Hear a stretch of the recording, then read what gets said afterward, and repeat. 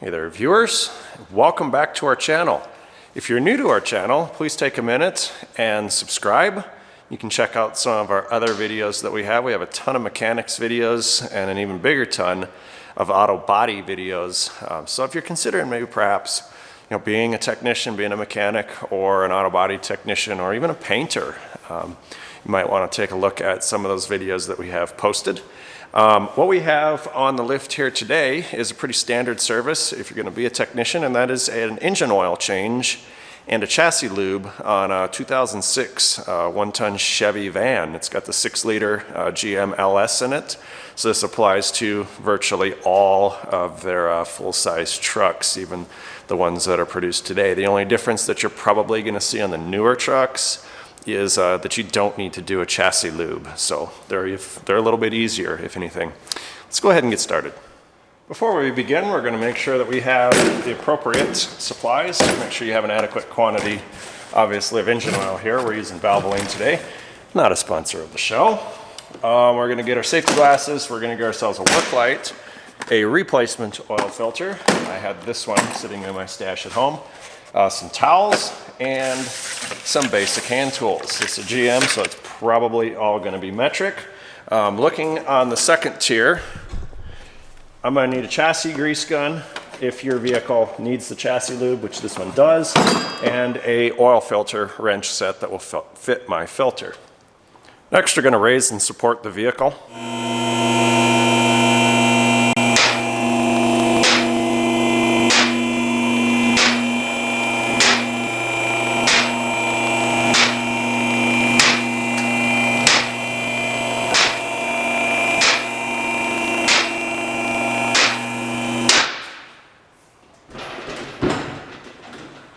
Okay, so the first thing I like to do, ooh, that's not right.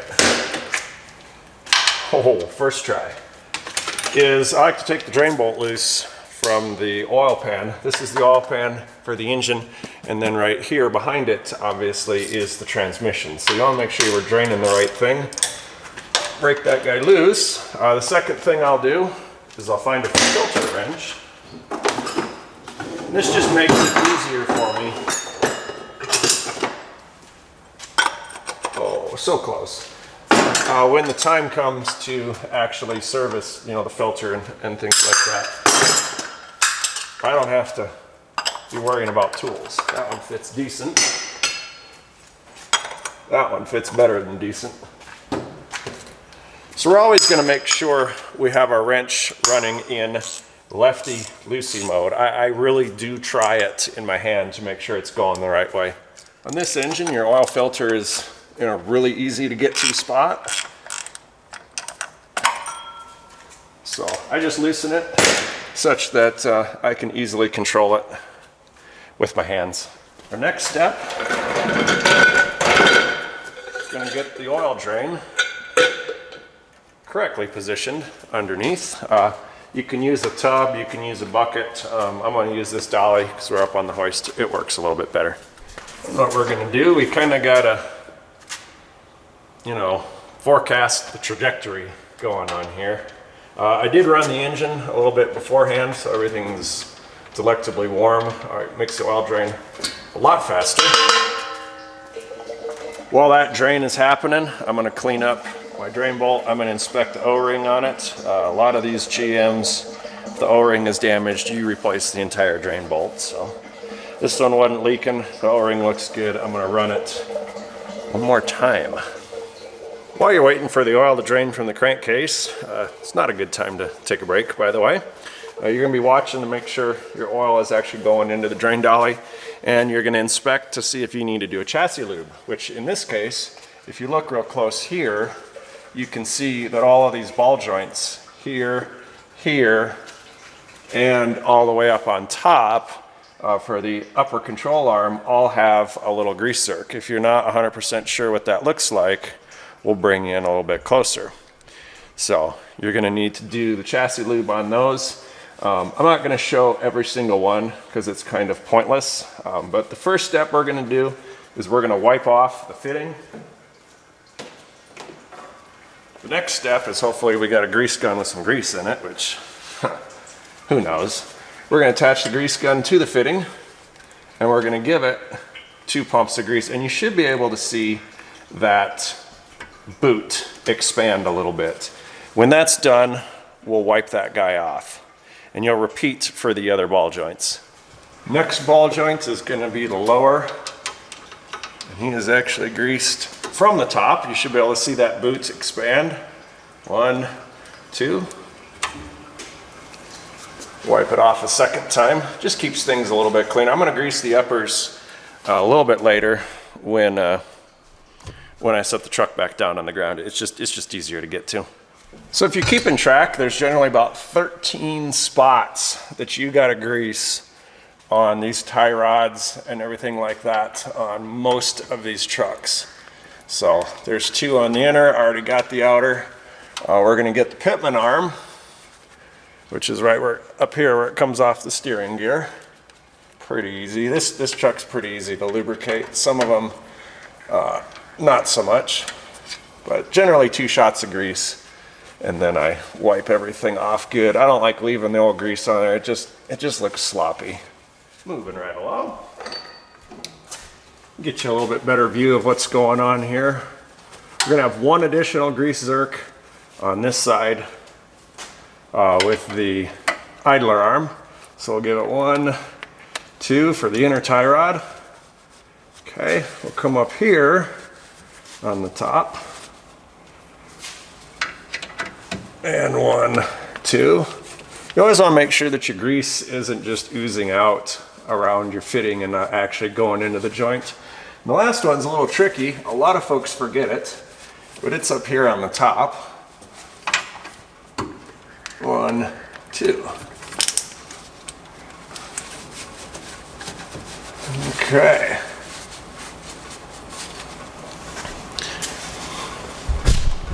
The next step, wow, that's bright. That's really bright.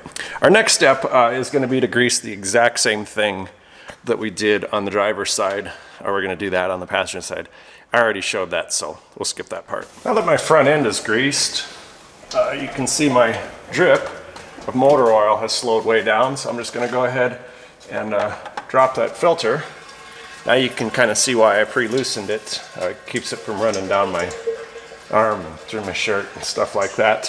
While that filter is dripping, I'm going to look on my Driveline for my U-joints. If they're aftermarket, they're typically greasable. I'm going to check on the output of the transmission. I'm going to check on the rear end as well. If this was a 4-wheel drive, I would also want to make sure that I checked the front Driveline for any grease zerk points as well. So obviously, being this is my vehicle, I know it doesn't have any, so we're going to go ahead and skip that step. Just going to wipe this drain plug real quick, get everything clean. My recommendation for you is never to put a bolt in without tightening it. So right now, because I just put that drain plug in, and I don't generally torque them, but don't go like full gorilla on the tightening sequence either. I usually just kind of hang my 1 finger on it and give it a little tug. Done it that way for years, never had it come back to bite me.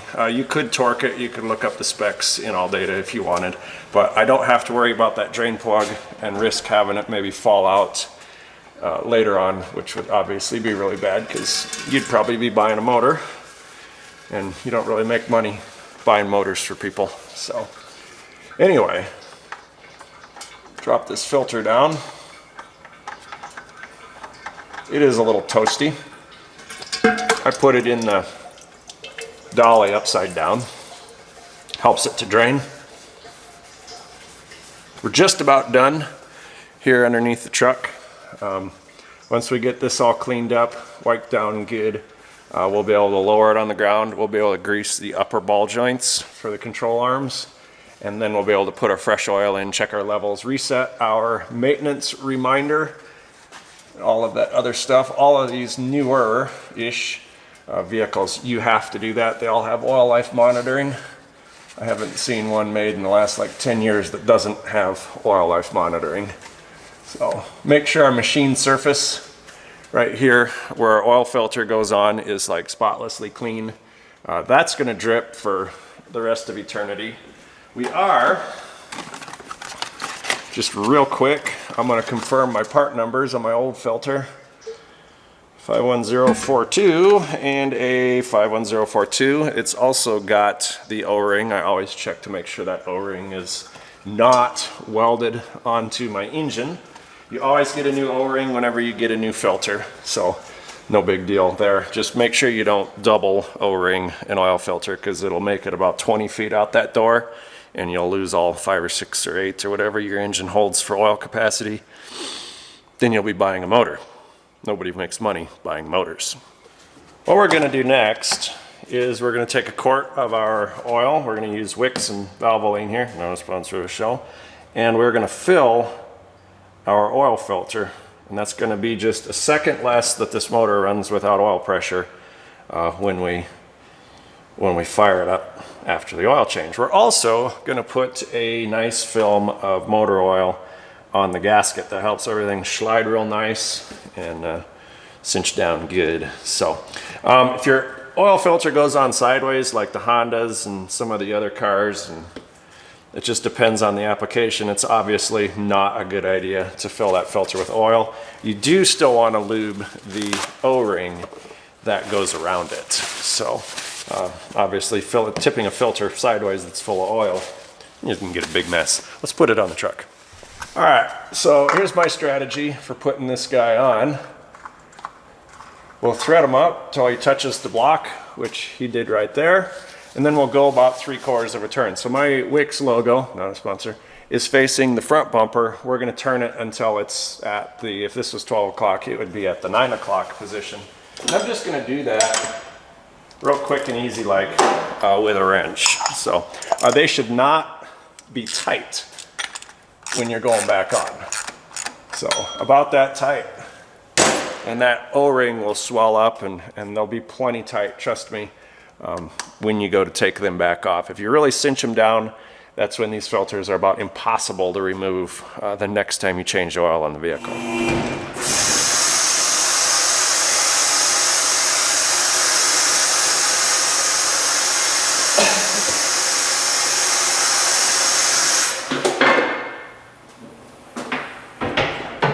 We're just going to casually grease this upper ball joint here. We'll do the same on the other side.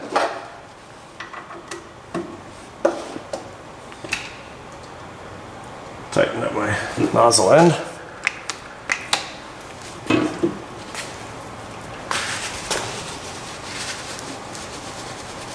That way we don't forget.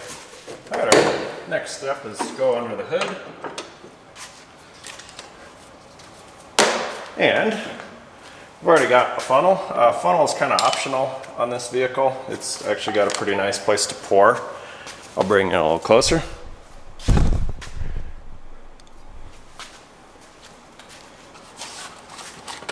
We're going to go ahead and add. Now obviously we've completed the chassis lube. We've made sure the filter was installed. We double checked our drain bolt, made sure that it was installed. And we are completely done underneath the vehicle before we lowered it down to the ground. So finish with one area, move on to the next.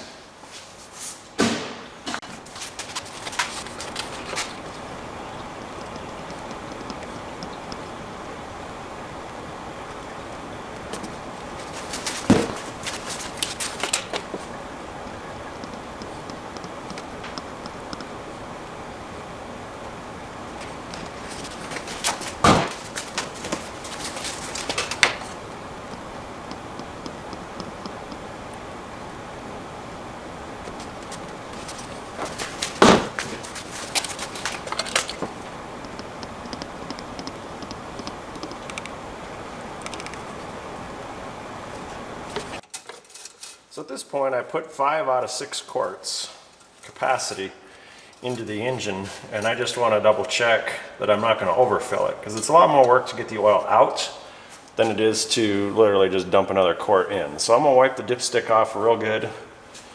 Vans have a pretty long dipstick, and just kind of see. Generally the add to the full mark on your dipstick is 1 quart. So I'm just going to see kind of where we're sitting. Sometimes you'll get 6 quarts of change, sometimes you'll get 5.5.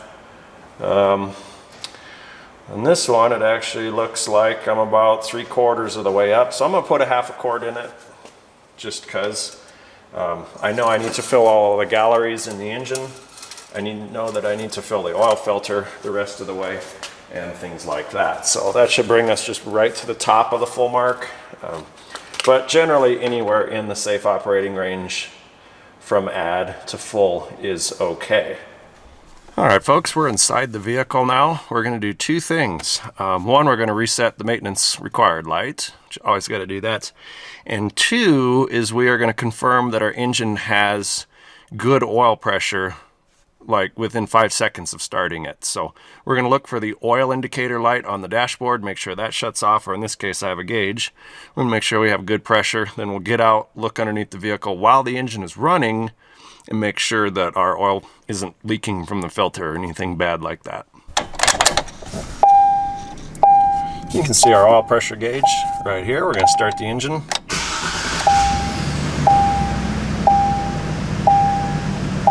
You can see our oil pressures came up. At this point, we're going to look underneath the vehicle.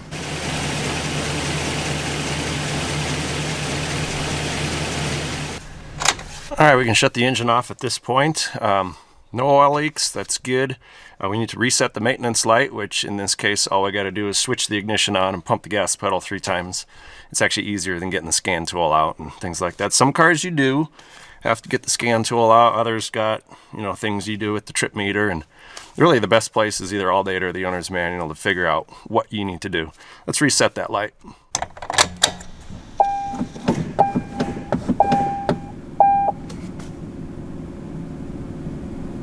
And it's done.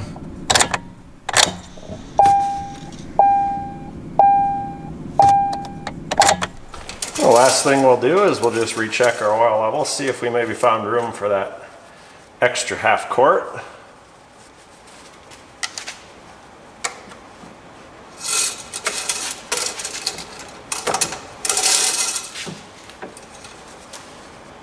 And we do. You can look and see, I don't know if you can see that on the camera, we are halfway up the stick. So you know what that means. We got room for another 1/2 quart. Which is great, because then I don't have to store it.